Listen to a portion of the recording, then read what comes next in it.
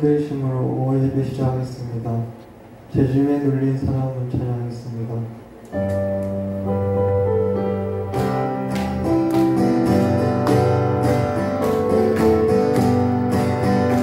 재짐에 눌린 사람이 다 주께 나오라. 주 말씀을 이해할 때에 꼭 변한 얻으리. 의지하세 의지하세 의지하세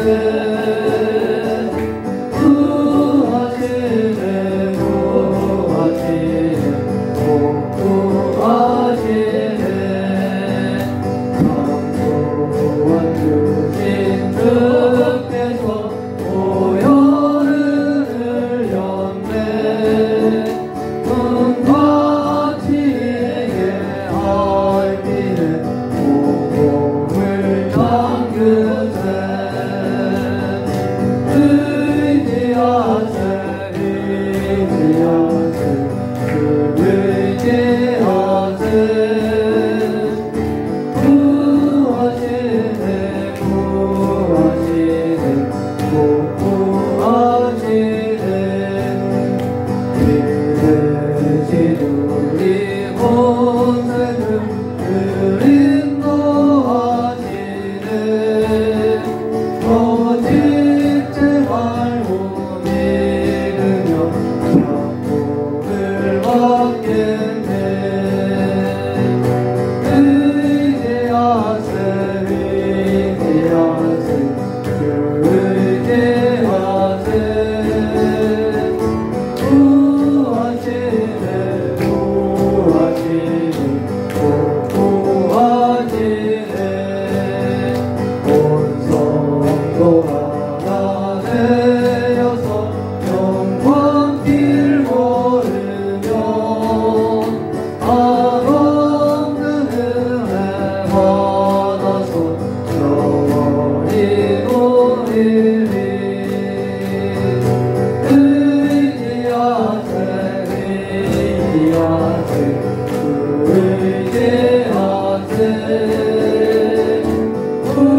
구하시네 구하시네 꼭 구하시네.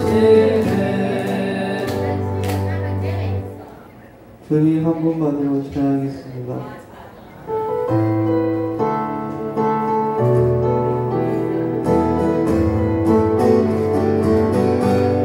주님 한 분만으로 나는 만족해. 나의 모든 것 대신 주님 찬양해. 나의 영원한 생명 대신 예수님 목소리 높여 찬양해. 주님의 크신 사랑 찬양해. 나의 힘과 능력이 되신 주 나의 모든 삶 변화를 연대 크신 주의 사랑 찬양해. 주님 한 분만으로 나는 만족해. 나의 모든 것 대신 주님 찬양해. 나의 영원한 생명 대신 예수님 목소리 높여 찬양해. 주님의 크신 사랑 찬양해. 나의 힘과 능력이 되신 주 나의 모든 삶 변화를 연대 크신 주의 사랑 찬양해. 아멘. 주의 친절한 팔에 안기세 찬양드리겠습니다.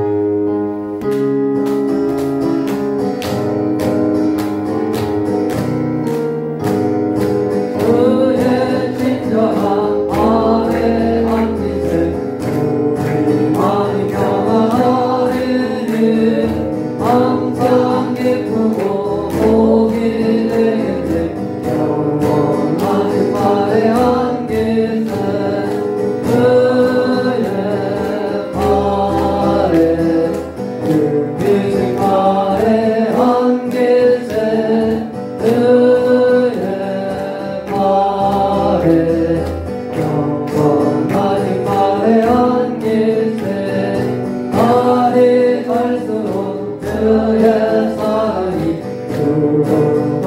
세상에 빈틈 전성 가는 길 편히 가리니 영원하신 말의 안길세 그의 말에 그으신 말의 안길세 그의 말에 영원하신 말의 안길세 그의 보좌로 나아갈 때에 기뻐 장미 소리 외치고 덕받으려는 없어지니 영원하신 말의 안길세 그의 말에 믿으신 말의 안길세 그의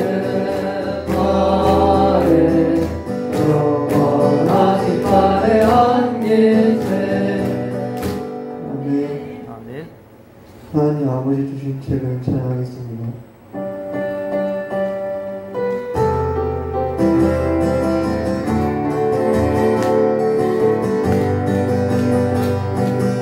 하나님 아버지 주신 책은 귀하고 중하신 말씀일세 기쁘고 반가운 말씀 중에 늘 사랑하는 말 참 좋도다 주께서 나를 사랑하니 즐겁도다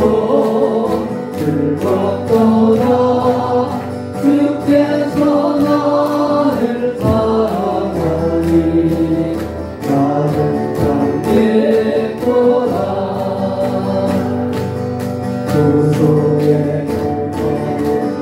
버리고 어긋한 길로 나아가도 예수의 사랑만 생각하며 곧 다시 예수께 돌아오리 주께서 나를 사랑하니 즐겁도다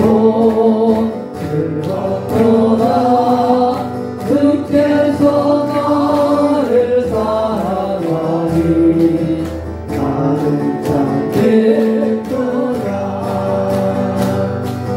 구주의 영광을 바라보며 예수의 이름을 찬양하리 영원히 찬양할 나의 노래 예수의 이름이 귀하도다 주께서 나를 사랑하니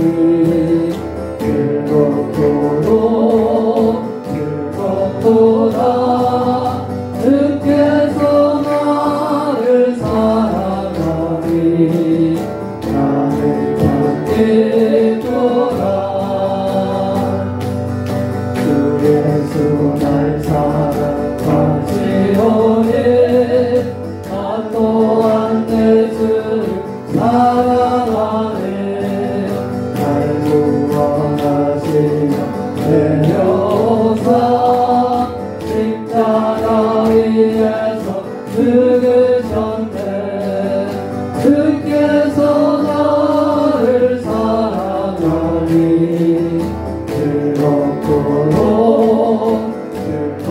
즐겁도다 주께서 나를 사랑하니 나는 참 기쁘다 주 예수 날 사랑하시오니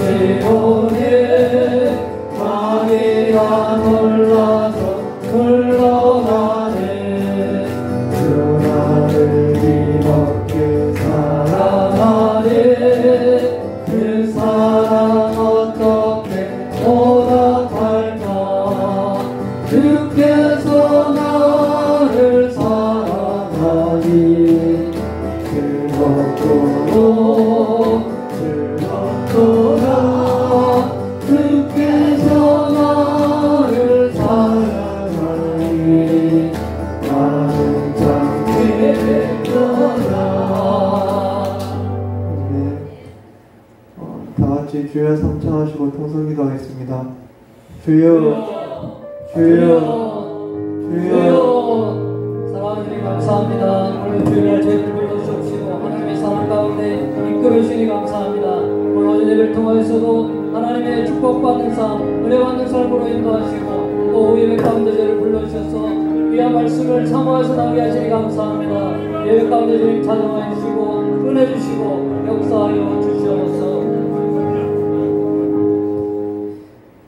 사랑하는 주님 감사합니다. 오예배 가운데 저희들 또 불러주시고 하나님의 말씀과 기도와 찬양으로 은혜 주시니 감사합니다. 또 귀한 말씀 듣게 될 때 우리의 마음같이 주님 목토와 같이 기경되는 역사 허락하여 주시고 하나님의 말씀으로 우리의 삶이 이 땅 가운데 그리스도를 증거하는 삶으로 나타내어질 수 있도록 하나님 은혜를 더하여 주시고 낳고 바랍니다. 예배의 시험을 주의 성령께 온전히 의탁합니다. 감사드리고 예수님의 이름으로 기도했습니다. 아멘. 찬송가 488장 찬양하겠습니다.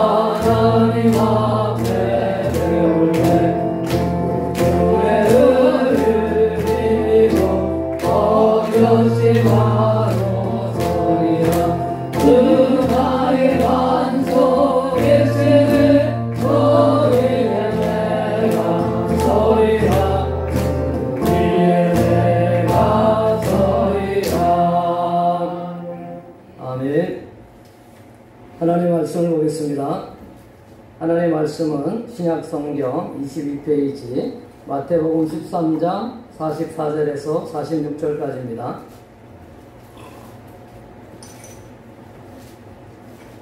신약성경 22페이지 마태복음 13장 44절에서 46절 3절밖에 안 되기 때문에 저와 여러분이 같이 한 목소리로 합독하겠습니다. 시작. 천국은 마치 밭에 감추인 보화와 같으니 사람이 이를 발견한 후 숨겨두고 기뻐하며 돌아가서 자기의 소유를 다 팔아 그 밭을 사느니라. 또 천국은 마치 좋은 진주를 구하는 장사와 같으니 극히 값진 진주 하나를 발견하며 가서 자기의 소유를 다 팔아 그 진주를 사느니라. 아멘. 할렐루야. 하나님의 은혜와 평강이 하나님의 말씀을 사모해서 나온 수모자 교민의 성도님들에게 넘쳐나기를 기원합니다. 성경에서 천국이라는 단어가 많이 나올까요? 하나님 나라라는 단어가 많이 나올까요? 단어를 안 세어봤죠, 우리가. 예. 천국이라는 단어가 많이 나온다고 생각하시는 분. 하나님 나라가 많이 나올 거라고 생각하시는 분. 예, 오랫동안 신앙생활을 해가지고 대략 이제 천국이면 목사가 저런 말을 왜 질문하겠나 이래 짚어쓰여가지고 대답을 잘하신 거로 제가 알겠습니다.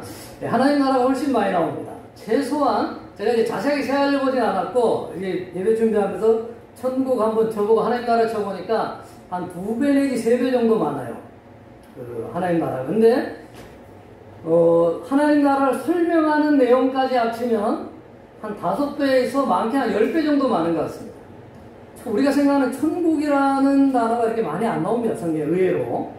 하나님 나라라는 단어가 훨씬 많이 나와요. 근데 우리는 하나님 나라는 별로 관심이 없고 천국에 관심이 많죠. 왜냐면 우리가 생각하는 천국은 어떻죠? 우리가 죽으면 가는 나라. 우리가 죽으면 가는 나라 천국 맞죠. 성경에 어떤 표현에는 하나님 나라가 임하는 게 있습니다.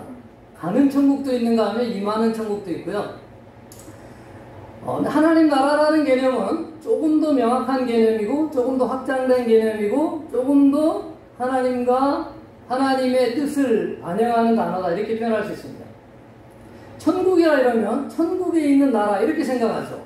그럼 지금 이 땅에 있는 나라하고는 별로 상관이 없는 나라로 생각하게 되잖아요. 그렇죠? 그런데 하나님의 나라다 이렇게 하면 하나님의 나라는 우리가 앞으로 가게 될 저 세상에도 있겠지만 지금의 세상에도 이미 하나님의 나라는 있는 것이죠. 왜냐하면 나라라는 것은 이 대한민국의 주권은 누구에게 있죠? 문재인 대통령한테 있습니다. 이렇게 말하는 분 있습니까? 주권은 국민한테 있다고 이제 헌법에 나와 있죠. 주권. 그 다음에 영토는 뭐죠? 영토는 이 대한민국이 영토죠. 그리고 이제 우리 소유된 백성, 국민들이 있는 거죠. 그게 나라입니다. 그럼 하나님 나라의 주권은 누구에게 있을까요? 역시 예수 믿는 우리에게 있을까요? 여러분, 그러지 않습니다. 하나님 나라의 주권은 하나님께 있습니다. 그게 다른 거예요. 민주주의가 사실은 이제 좋은 제도고 인간이 발전하는 데 도움이 되는 제도긴 하지만 성경적인 제도는 아닙니다. 성경에서 말하는 제도는 신주주의죠. 우리 목사님, 담임 목사님들 강조하시듯이 하나님이 주인인 나라가 하나님 나라인 것입니다. 하나님 나라의 국민은 누구죠? 예수 믿는 사람, 저와 여러분이 하나님 나라의 국민이죠. 하나님 나라의 영토는 저와 성도님들이 살아가는 삶의 영역이 하나님의 나라가 되는 것입니다. 그것은 보이는 영역일 수도 있고 보이지 않는 영역도 하나님의 나라의 영토가 되는 것이죠. 성도님 여러분은 각자가 천국에 대해서 어떤 생각을 가지고 계십니까? 각자가 생각하는 천국이 있겠죠. 아마 유대인들도 각자가 생각하는 천국이 있었을 것입니다. 근데 예수님께서 제자들에게 천국에 관한 비유를 이 마태복음 13장에서 자세하게 설명합니다. 물론 마태복음 13장에만 천국에 관한 비유가 있는 게 아니고 마태복음과 또 다른데 천국에 관한 설명이 많이 나와 있습니다. 그렇지만 마태복음 13장에 아주 집중적으로 나와 있죠. 천국에 관한 비유가 몇 가지가 나오냐면 7가지가 나옵니다. 굉장히 많이 나오죠. 그 중에 이제 오늘 2가지를 오늘 본문 읽었던 44절 46절 2가지가 나오는데 이 2가지를 제가 자세히 설명하면서 다른 비유들도 간단하게 설명을 하도록 하겠습니다. 마태복음 13장을 펴놓으시고 전체적으로 이렇게 공부하는 시간이다 이렇게 생각하시면 좋겠는데요. 13장 초반에는 씨 뿌리는 비유가 나옵니다. 우리가 잘 알죠. 씨가 길가에 뿌려지고 돌짝밭에 뿌려지고 가시떨기에 뿌려지고 옥토에 뿌려졌는데 옥토에서만 열매를 많이 맺는다 이런 것이고 가장 길게 이제 설명되어 있는 게 씨 뿌리는 비유죠. 씨 뿌리는 비유를 오늘 이제 설교를 준비할까 하다가 그것은 여러분들이 많이 좀 듣고 어느 정도 이해를 많이 하시는 부분이기 때문에 오늘 이제 평소 때 잘 이렇게 못 들었던 부분을 제가 이제 본문으로 선택을 했습니다. 2번째 비유는 가라지 비유입니다.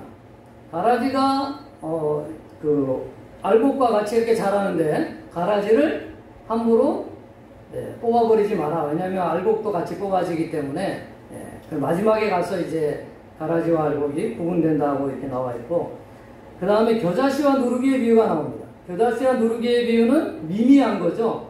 우리 목사님 가져오셔서 겨자씨 봤잖아요. 대부분 성도님 다 보셨을 건데 정말 제가 본 씨앗 중에 제일 그보다 더 작은 씨앗은 본 적이 없는 것 같아요. 정말 작잖아요. 누룩도 이 고자기 안에 있는 누룩이 미미하잖아요. 미미한 걸 상징합니다. 또 한 가지는 겨자씨가 자기가 죽고 나무가 되면서 겨자씨는 안 보이죠. 누룩도 그 안에 들어가면서 다시 구분이 안 되는 은닉성을 설명하고 있습니다. 그 다음이 이제 오늘 본문에 해당하는 44절 46절에 감추인 모아 이야기와 좋은 진주를 찾는 장사 비유가 오늘 이제 2가지 비유가 나와 있는 거죠. 그리고 47절에서 50절까지는 그물의 비유라고 합니다. 그물을 우리가 던지면 그물에는 좋은 고기만 있는 게 아니고 나쁜 것도 같이 걸려서 나오죠. 근데 그 그물을 마지막 때까지 그대로 두라는 비유입니다. 마지막 때 건너에서 좋은 것과 나쁜 것을 구별한다는 이러한 이제 그 천국에 관한 비유가 나옵니다.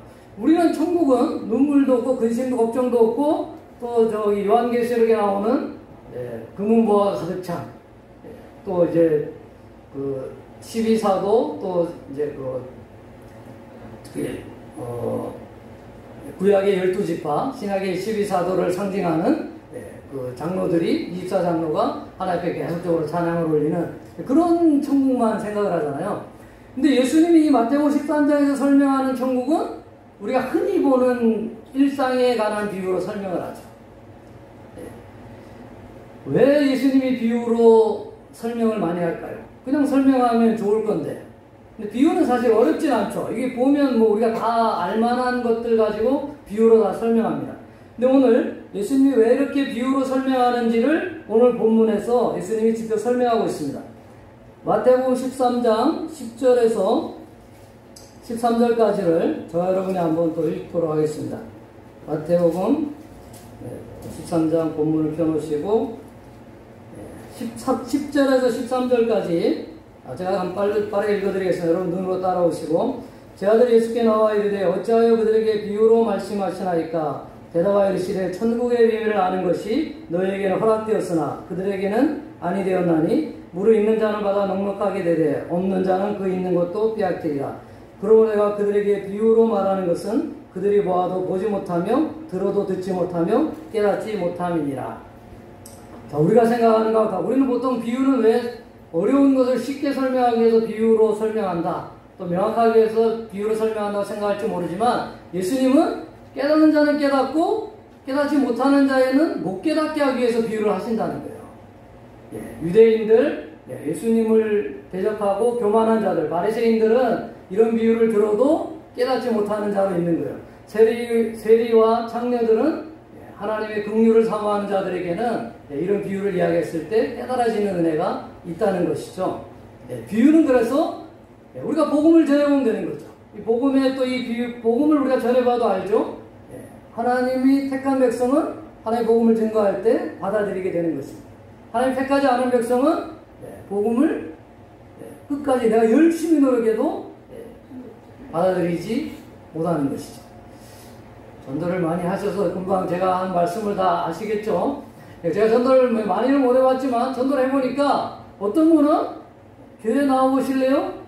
뭐 복음도 안 전했어요. 어떤 면에서 그냥 교회 나오실 이 말 한마디 했는데 그날로부터 예수 믿고 잘 신앙생활하는 분이 있는가 하면 대표적인 분은 유모 권사님이라는 분이 있습니다. 그 다음에 어떤 분은 제가 성경 공부도 제가 이제 초창기 때 열심히 특심해가지고 성원위원회 오는 모든 대학의사분들은 성경 공부를 다 가르쳤습니다. 이 사람은 예수를 잘 믿을 것 같지. 내가 열심히 이렇게 가르치면 예수를 잘 믿을 것 같은데 예수를 안 믿는 분들이 많더라는 거죠. 우리의 노력으로 물론 이제 하나님 우리를 통해서 전도의 미련한 방법으로 하나님 구원을 하시죠. 이걸 전도를 해야 됩니다. 그렇지만 우리의 노력으로 전도되는 게 아니고 하나님의 은혜로 전도된다는 것을 전도해 보면 알게 되는 것이죠. 그래서 전도해서 열매가 없다고 너무 실망할 필요가 없는 거죠. 전도하는 것만이 우리의 사명이고 그 결과는 하나님 앞에 달려있는 것입니다. 우리 이선홍 선교사님이 CC에서 훈련을 많이 받았는데 저는 한 6개월 정도 훈련 받았습니다. CC에서 훈련 받을 때 좋은 전도라는 것은 오직 하나님의 은혜로 예수 그리스도만 증거하고 그 결과를 성령님께 맡기는 것이다. 이렇게 이제 구호 외치고 하고 뭐 이러거든요. 우리의 할 바는 증거하는 것이고 그렇지만 우리의 노력으로 전도가 되는 게 아니고 하나님의 은혜로 전도된다는 것을 전도하면 할수록 우리가 깨닫게 되는 것이죠. 탕자의 비유 가운데 설교에서 제일 많이 나온답니다. 인용하는 거를 보면 탕자의 비유를 설명하는 내용은 엄청 많다는 거죠. 한 가지로 설명하는 게 아니고 여러 가지로 설명할 수 있듯이 오늘 제가 이 마태복음 13장을 설명하는 것이 신병철 목사가 설교하는 것만이 진리고 맞는 것이다. 그러진 않습니다. 여러 이제 각도에서 다 설명할 수 있는 부분인데 이렇게도 볼 수 있구나. 특별히 천국이라는 지금 와 있는 천국, 우리가 앞으로 가야 될 천국만이 아니라 이 마태복음 13장에서는 지금 우리에게 와 있는 천국에 대해서 잘 설명한다는 관점으로 성도님들과 나누기를 원하는 것입니다. 이제 오늘 본문 말씀으로 들어가겠습니다. 첫 번째 비유는 44절에 나와 있습니다. 천국은 마치 밭에 감추인 보화와 같으니 사람이 이를 발견한 후 숨겨두고 기뻐하며 돌아가서 자기의 소유를 다 팔아 그 밭을 사느니라. 이 비유는 밭에 감추인 보화를 발견하고 그거를 얻기 위해서 밭을 샀다는 것이죠. 이스라엘은 우리나라처럼 약소국이었습니다. 그래서 침략을 많이 받은 것이죠. 요즘 뭐 밖에 나가고 어디에 가기도 힘들고 하니까 저도 이제 가끔 집에서 올레 TV로 이렇게 영화를 봅니다. 우리 동현이가 이제 가끔 이제 영화 잘 찾아서 어제 고지전이라는 영화를 이제 같이 봤는데, 이 고지전에 보면 한 30번 정도 남과 북이 그 고지를 막 탈환합니다, 서로. 그러다 보니까 이제 거기다가 이제 뭐 이렇게 하도 자꾸 왔다 갔다 하니까 물건을 이제 다 가지고 왔다 갔다 하기 힘드니까 거기다 이렇게 그 구덩이를 파가지고 뭐 술 같은 거 뭐 또 초콜릿 뭐 여러 가지 이렇게 안에 넣어놓습니다. 나중에는 이제 편지도 넣어가지고 서로 왕래하는 그런 내용이었는데, 이스라엘도 마찬가지였던 거예요. 이스라엘은 하도 자주 침략을 당하니까 이것들을 다 가지고 이제 자꾸 왔다 갔다 못하니까 밭에다 감추어놓은 보화가 많았다는 거죠. 다시 돌아올 때 어떤 사람은 주인이 죽을 수도 있겠죠. 피난하다가 우리나라 6.25 피난하다 죽은 것처럼 다시 돌아왔는데 주인은 없고 다른 주인이 그 밭을 가지고 있을 수도 있겠죠. 소작인이 그것을 소작하다가 어느 날 보화를 발견한 것입니다. 근데 여러분, 보화를 발견하면 어떻게 됩니까? 순범사에게 성도님들은 도덕성이 강하시기 때문에 주인한테 이렇게 찾아줘야 되는 거죠. 아니면 그 보화가 너무 좋아서 내가 살 것 같으면 그 보화만을 사야 되겠죠. 근데 여기서는 뭐라 그랬어요? 밭을 샀다 그랬죠. 이게 뭐 문제가 있죠. 왜냐면 밭을 사면서 그 보화가 있다는 걸 그 주인한테 알려야 될 거 아닙니까? 알려야겠다는 게 하나도 없죠. 성경을 제가 금방 이렇게 설명한 것처럼 열심히 공부해서 성경을 보면 안 됩니다. 왜냐면 이 성경에서는 지금 제가 말하는 비도덕성을 이야기하려는 게 아니기 때문에 그래요. 성경이 무엇을 말하는가를 우리가 잘 봐야 되죠. 이 성경이 뭘 말하냐면 감추어진 보화를 찾았다는 게 여기서 핵심입니다. 그걸 말하려고 하는 거지, 이 보화를 찾은 사람이 얼마나 비도덕적인가 이것을 설명하는 것은 아닌 것이죠. 자, 여기서 우리가 보아야 될 것은 이 보화가 감추어져 있다는 것입니다. 보화가 드러나 있으면 우리가 좋은데 드러나 있으면 금방 알잖아요. 우리가 좋아하는 보화는 뭐죠? 우리를 행복하게 해주는 거잖아요. 저와 여러분은 이미 서울대학을 못 나왔지만 우리 자녀가 이제 서울대학 나온 자녀를 둔 우리 한 권사님 계신데, 아니 자녀가 서울대 나오면 그게 하나님의 축복과 보화인 줄 아는 거죠. 돈이 어느 날 많이 생기면 그게 하나님의 축복과 보화인 줄 아는, 물론 하나님이 이제 그런 모습으로 우리에게 축복 주실 때도 간혹 있죠. 그렇지만 성경이 말하는 보화는 그게 아니라는 거죠. 성경이 말하는 보화는 감추어져 있다는 거예요. 우리가 생각하고 보호할 수 있는 로또 복권을 당첨하는 것이 하나님의 축복이 아니라는 겁니다. 왜냐하면 하나님의 축복은 밭에 감추어진 보화이기 때문에. 이 보화를 발견한 소작인이 가서 이 밭을 샀어요. 이 뒤에서 하필이면 왜 밭을 샀다고 했을까요? 보화를 샀다고 하면 좋았을 것 같은데. 이 땅을 살아가는 우리에게 세상 사람들은 자기를 행복해주는 것이 보화로 여겨지지만 우리에게는 무엇이 보화입니까? 예수 그리스도가 보화인 것이죠. 예수 그리스도와 함께 예수 그리스도만을 얻고 이 땅을 살아가면 좋은데, 가라지도 있고 여러 가지 우리를 유혹하는 가시떨기도 있고 그물에 갇혀있는 나쁜 고기도 우리와 함께 있는 것입니다. 그러면 이 보화가 예수님인지 우리가 어떻게 할까요? 골로새서 2장 2절에서 3절까지 제가 읽어드리겠습니다. 이는 그들로 마음의 위안을 받고 사랑 안에서 연합하여 확실한 이해의 모든 풍성함과 하나님의 비밀인 그리스도를 깨닫게 하려 함이니 그 안에는 지혜와 지식의 모든 보화가 감추어져 있느니라. 여기서 그리스도는 하나님의 비밀이래요. 우리는 비밀이 아니죠. 여러분 다 알잖아요. 예수님이 하나님의 아들인 거 다 알죠. 그 예수님이 이 땅에 우리를 구원하시러 왔다. 우리는 너무나 당연하게 아는 건데, 조금만 나와서 여러분 다른 사람한테 한번 전도해 보려고 해보세요. 도대체가 알아듣지를 못합니다.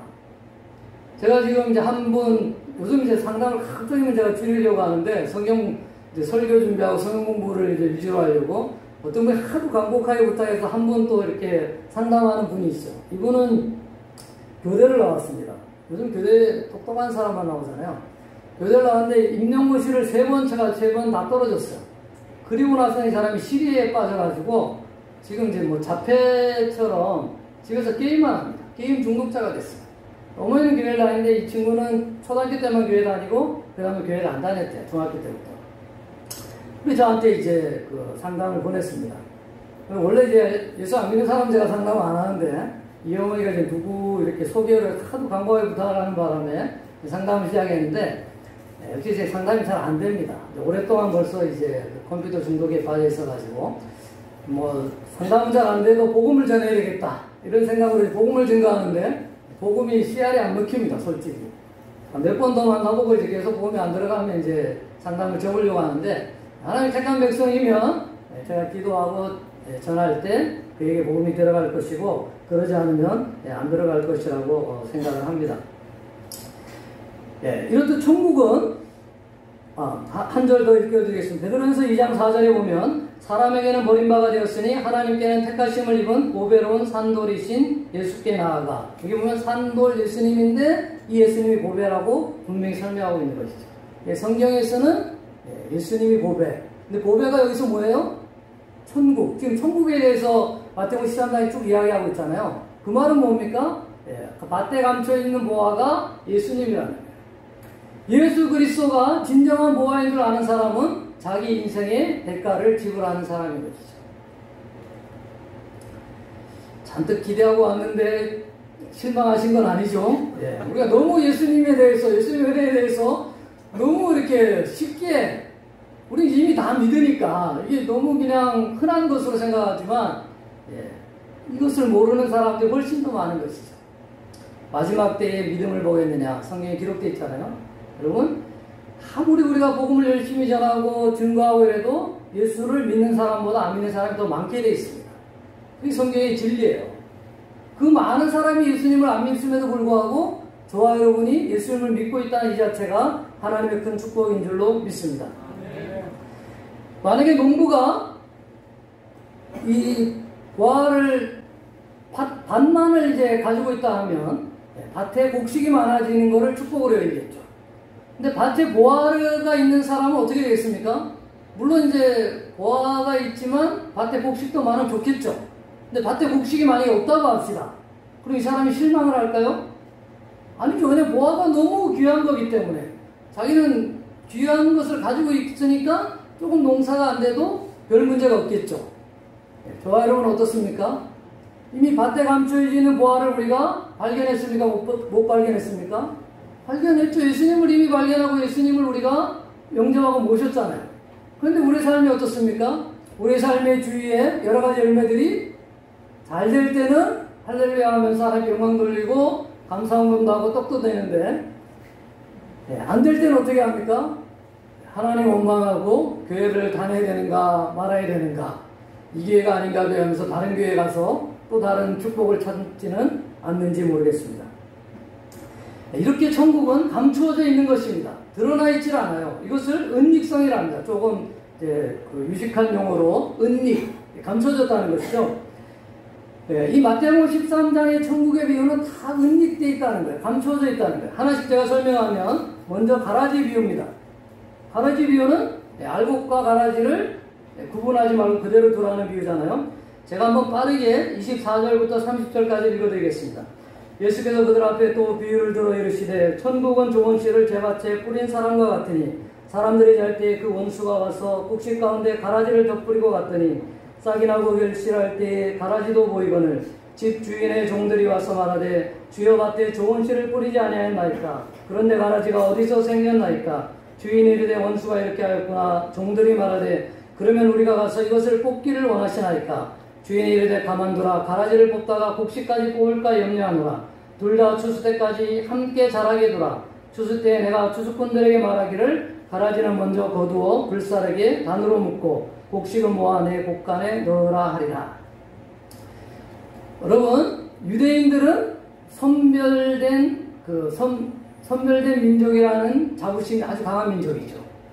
그래서 그 북쪽 사마리아 사람들을 멸시하고 남쪽 유다의 순수한 혈통만을 자랑하는데 사실은 지금 이스라엘은 순수한 혈통이 아니죠. 예수님 당시에 이스라엘 사람들 아주 까무잡잡하고 볼 것 없는데 지금은 이제 저 독일 사람하고 섞이고 많이 섞여서 이스라엘 사람도 아주 멋있게 이렇게 많이 보이잖아요. 근데 하여튼 이스라엘 사람들은 자기 순혈주의를 아주 강조하는 민족입니다. 우월하다는 인식이 강한 이제 민족인 것이죠. 그런데 예수님이 가라지 비유를 하니까 도대체가 이해를 못한 거예요.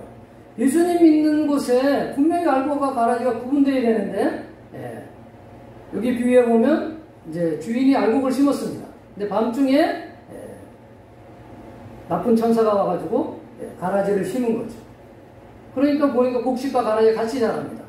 그래서 가라지를 뽑아낼까요 하니까 주인이 뭐라 그래요? 가라지 뽑다가 알곡도 상할까 봐서 그대로 두라는 겁니다. 그대로 두어있는 이 상태가 천국이라는 거죠.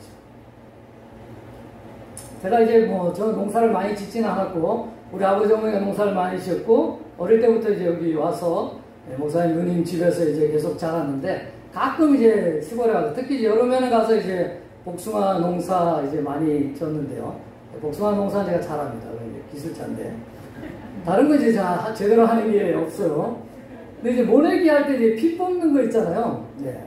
이제 모내기가 이제 모가 이제 모내기 하고 나서 이제 피를 뽑을 때가 있잖아요. 한 번 피 뽑는 거 한 간 적이 있습니다. 우리 아버지가 이제 이런 게 피라고 이제 뽑으라 그러는 거예요. 뽑는데 맞게 뽑지만 어떨 때 이제 잘못 뽑을 때가 많은 거죠. 전문가가 아니면 잘 못 뽑습니다. 그죠? 예. 예수님 보시기에 제자들이 가라지를 뽑는 것을 허락지 않는 것이죠. 왜? 알곡이 닥칠까 봐서. 예. 지금 이 땅은 알곡과 가라지가 같이 있기 때문에 우리가 피곤하고 힘듭니다.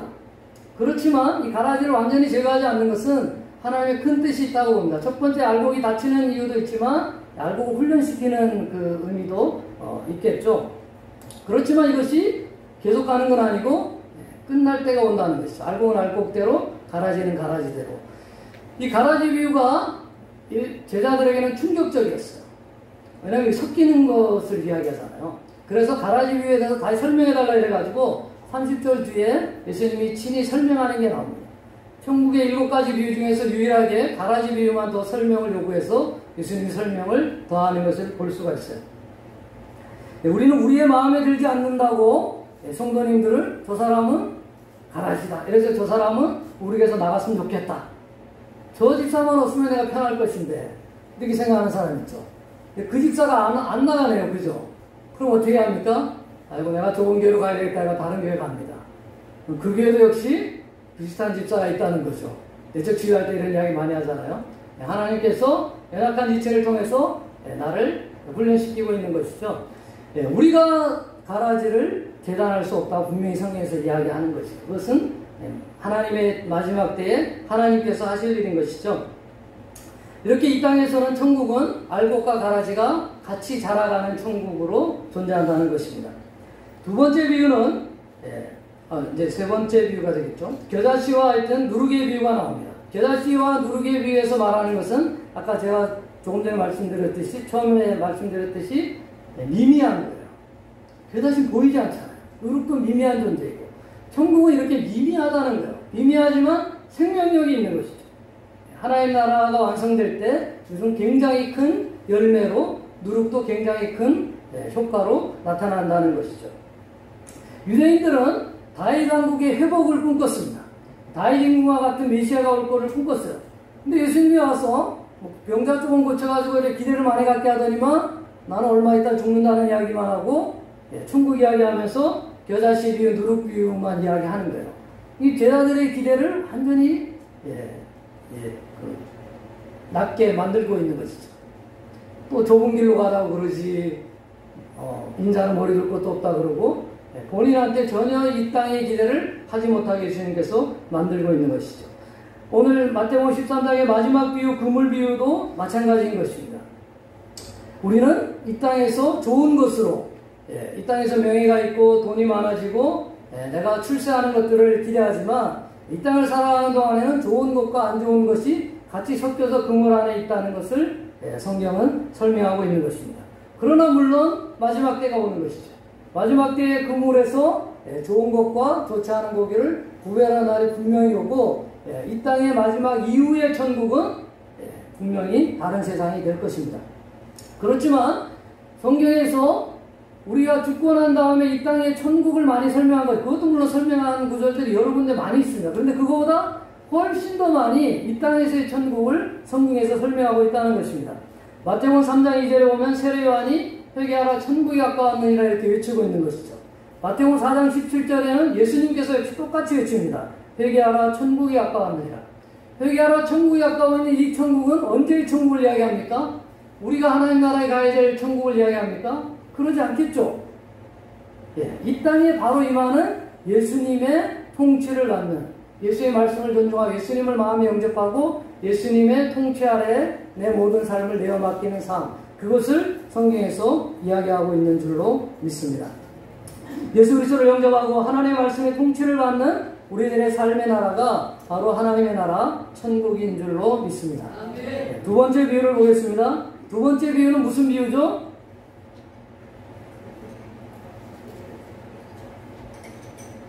흔히 우리가 이제 오늘 본문의 두 번째 비유를 밭에 감추인 모아와 똑같이 진주의 비유다 이렇게 설명합니다.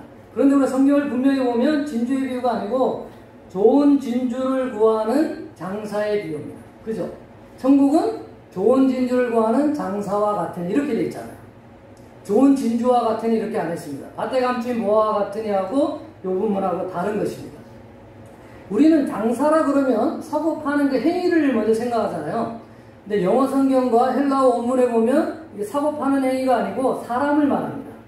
그래서 천국은 좋은 진주를 구하는, 우리말로 원래 장수라고 표현했으면 더 정확한 번역인 것 같아요. 우리는 보통 천국을 장수의 개념으로 생각하죠. 저쪽에 있는 곳, 고통이 없는 곳 이렇게 생각하지만 성경에서는 특히 예수님이 오늘 본문 말씀에 말씀하시는 마태복음 13장에서는 그렇게 설명하지 않다는 것을 우리가 알 수 있는 것입니다. 그러면 여기서 좋은 진주를 구하는 장사가 어떻게 했습니까?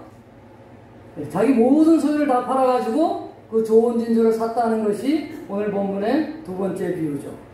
그것은 무엇을 의미하는 것이죠? 여기서 좋은 진주는 누구일까요? 잘 따라오시다가 갑자기 이제 졸리는 시간이 된 것 같습니다. 좋은 진주를 찾는 장사는 누구일까요? 아무래도 예수님인 것 같죠? 앞에 밭에 감추인 보화를 찾는 사람은 저와 여러분입니다. 저와 여러분이 밭에 감추인 보화를 어떻게 찾습니까? 어쩌다가 찾는 거죠. 소작인이 밭에 이렇게 하다가 어쩌다가 찾는 거예요. 여러분 어떻게 예수를 믿었습니까? 물론 이제 부모님을 통해서 모태신앙으로 자란 사람은 부모님의 그 은혜 가운데 서서히 이렇게 믿게 되지만 그것도 인격적으로 어느 순간에 하나님의 그 은혜가 확실하게 깨달아지는 순간이 오는 것이죠.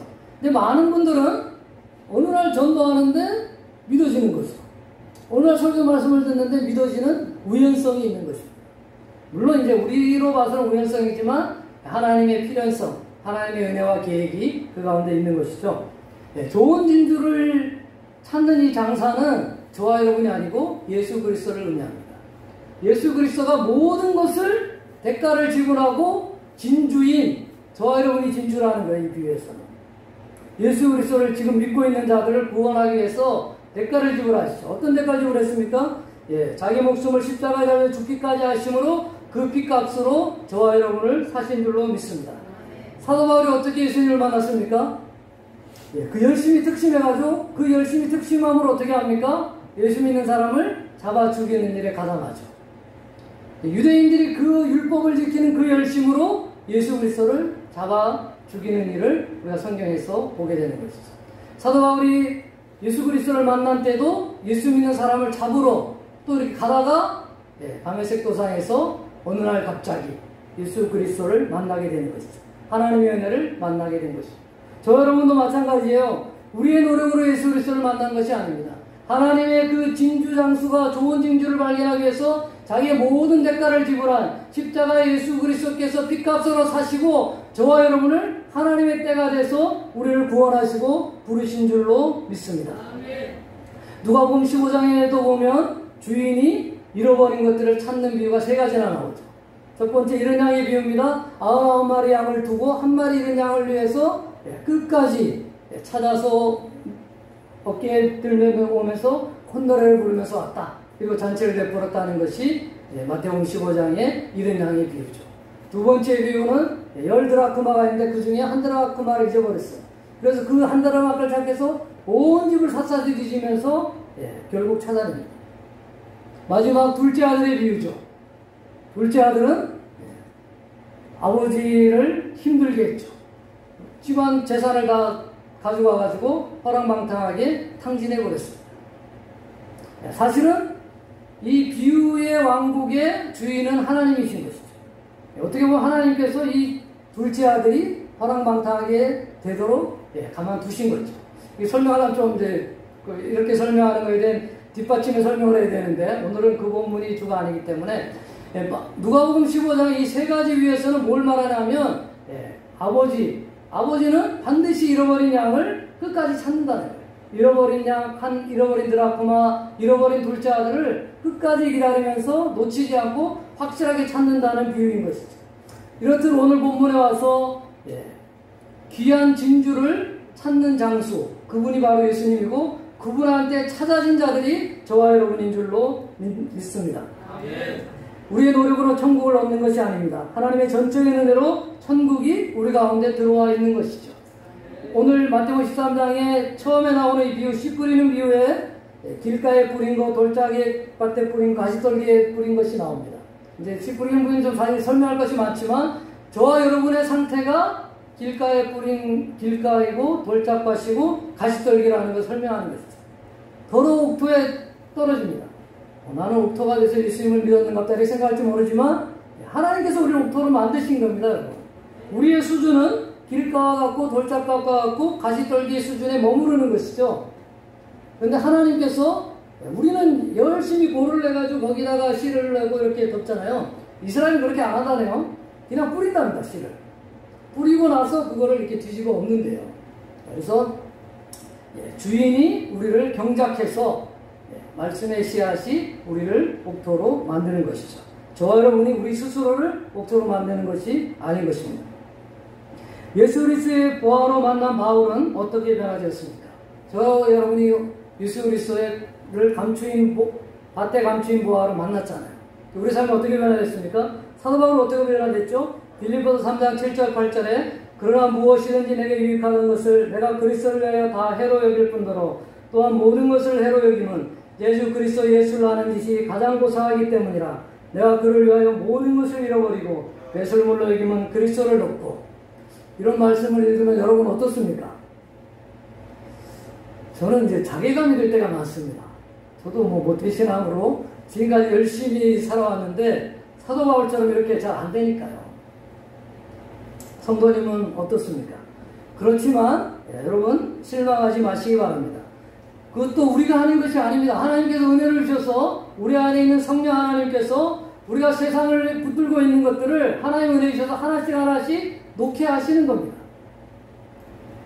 제가 이제 내적주의 강의할 때 많이 하는 이야기 중에 우리가 시험 드는 게 어디가 시험 드냐면 내가 잘하는 것에 시험 듭니다. 노래를 잘하는 사람 어느 날 노래 잘하는 것으로 시험이 되는 것이죠. 피아노 잘 치는 사람 어느 날 피아노 잘 치는 것으로 시험이 됩니다. 관계를 잘하는 사람은 관계의 문제로 시험이 될 수가 있고 돈을 잘 관리하는 사람은 돈 관리하다가 시험에 드는 경우가 많은 것이죠. 왜 그렇습니까? 내가 잘하는 것, 세상에 내가 붙드는 것을 하나님이 놓게 하시는 것이죠. 그래서 예수 그리스도만을 붙잡고 살아가는 저와 여러분으로 만드시는 것입니다. 아직도 우리 가운데 세상에 붙들고 있는 거 있습니까? 하나님께서 우리를 그것을 놓게 하시는 은혜를 허락하시는 줄로 믿습니다. 우리는 예수님을 믿고 나면 고생 끝 행복 시작으로 생각하고 있습니다. 그러나 예수님의 천국 비유에서처럼 우리의 고생으로 생각하는 지금 우리의 삶이 바로 천국을 살아가고 있는 삶임을 믿으시기 바랍니다. 오늘 말씀을 정리하겠습니다. 천국은 밭에 감추인 보화와 같다고 설명합니다. 가라지와 알곡이 섞여 있는 곳입니다. 겨자씨와 누룩같이 아주 미미하지만 그 안에 생명력을 가지고 살아가는 존재로 우리가 살아가는 것이죠. 그물에 갇혀있는 좋은 고기와 나쁜 고기가 같이 섞여있는 시대의 천국을 우리가 살아가고 있는 것입니다. 그러나 분명히 재림의 때는 오는 것이죠. 그러나 아직 아닙니다. 천국은 이미 와 있습니다. 이것을 이제 제가 설교 때 몇 번 이야기했지만 영어를 써서 죄송한데 영어가 아주 선명하게 설명하거든요. already, but not yet 이렇게 설명. already 지금 이미 이런 뜻이거든요. 천국은 저와 여러분에게 이미 와 있는 것입니다. 그렇지만 but not yet 그렇지만 아직은 아니다. 그 완성이 아직 아닌 것이죠. 천국을 가지고 이미 살아가는 저와 여러분에게 완성된 천국이 임할 줄로 믿습니다. 예수님을 믿는데 왜 나의 삶의 지금 이 모양이라고 생각하는 성도님들 계십니까? 성경은 보화가 밭에 감춰져 있다고 합니다. 알곡이 가라지와 함께 있다고 합니다. 겨자씨와 누룩처럼 편하지 않고 심지어 그 형태조차 알아보지 못하는 상태라고 설명하고 있습니다. 나쁜 것들과 함께 그물에 걸려있는 상태라고 천국을 설명하고 있습니다. 이렇게 우리가 생각하지 못하는 상태로 우리의 예상을 뛰어넘고 천국이 저와 성도님들 안에 들어와 있는 것입니다.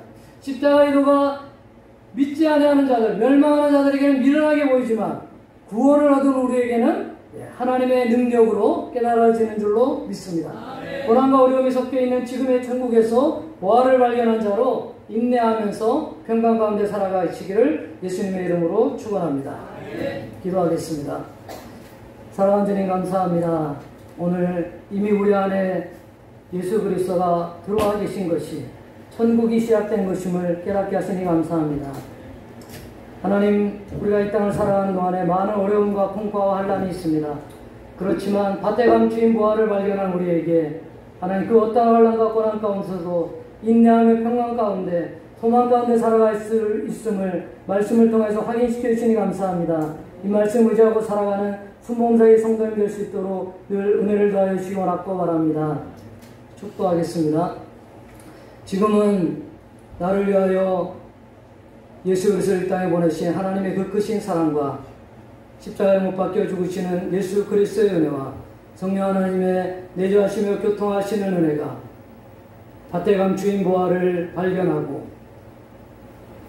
세상에 사람들보다 잘난 것이 없는 우리를 진주로 삼아주시고 십자가에 달려 죽으시기까지 모든 대가를 지불하고 구하신 하나님의 큰 사랑을 깨달으며 평생의 삶 가운데 은혜와 평강 가운데 살아가길 원하는 순보자의 모든 성도님들에게 영원히 있을지어다.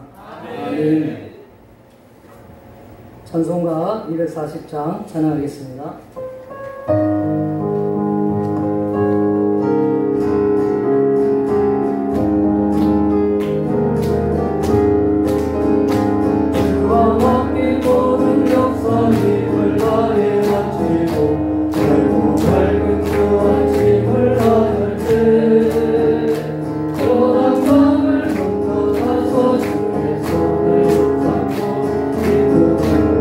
내 얼굴 배워